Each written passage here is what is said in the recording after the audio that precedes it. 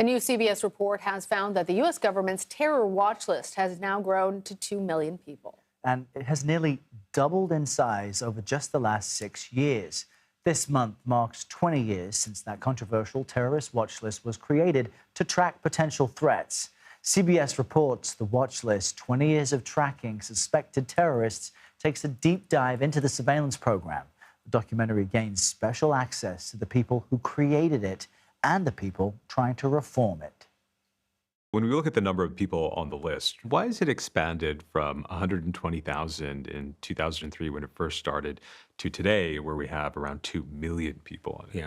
We became better at our job essentially at finding the information. It's not something really a list that we ever deleted from very quickly. CBS News foreign correspondent Imtiaz Tyab joins us now. Imtiaz, how is the terror watch list actually used, and why have the number of people on it doubled recently? Lana, Errol, good to be with you. Well, we've been investigating the terror watch list for many months now. We've done dozens of interviews with various people inside the government, formerly part of the government. We've reviewed thousands of documents trying to get a sense of just how big it is, how expansive it is, and frankly, how it works. As you can imagine, it's extremely opaque. And what we discovered is that the terrorist watch list has grown and grown and grown. And as you rightly point out, over the last 6 years has nearly doubled to nearly 2 million people. And to give you a sense of 2 million people, if you were to put all those people in one place, that would be the fifth largest city in the U.S. This is enormous. Now, I do need to say the vast majority of people on this list are foreign national, not American citizens, but many thousands of Americans do find themselves on this list. And how do they get on this list? Well, the government says that it needs, quote, reasonable suspicion to put somebody on that list. But there are other ways of winding up on the list, which is top secret. We just could not find out how people are put on the list. But as we've been saying, the list has only gotten bigger now that it's 20 years old. They're using things like artificial intelligence to gather more names, and they say they've gotten better with it. But the reason it's so big and there's so many people on it is because they don't really take people off of it.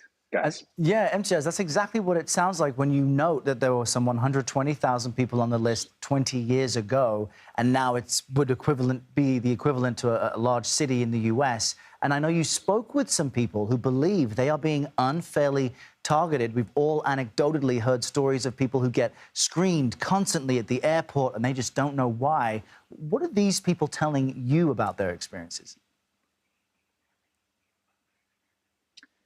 Yeah, we met a couple named Halil and Donna Demir. They live in a suburb just outside Chicago. They're humanitarians. They run the Zakat Foundation of America, where they go to places around the world in desperate need of humanitarian help, usually after big disasters.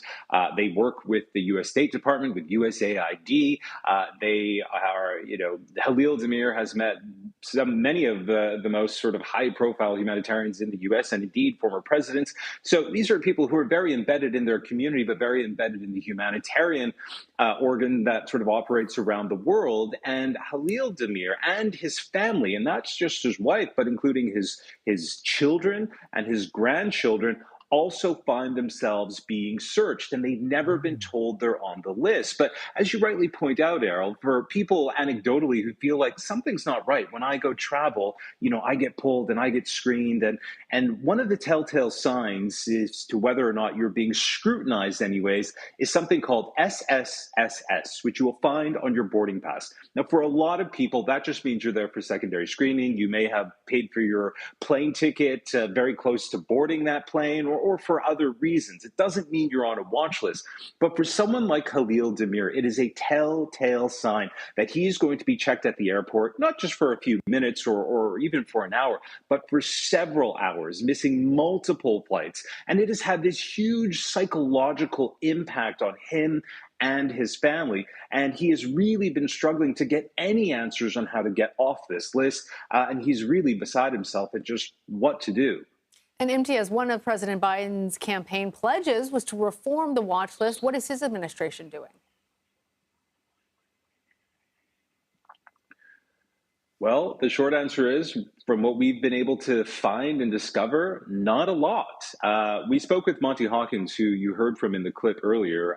He has worked for every U.S. government or every U.S. president since George W. Bush, working on this very portfolio. He gave us his very first television interview where he acknowledged that the list is, in his words, imperfect, but that there were attempts to reform it. He said one of the reasons why we haven't seen the Biden administration do anything meaningful with it since they've been in office, now 3 and a bit years into their administration, is because of the withdrawal from Afghanistan has been a distraction for them.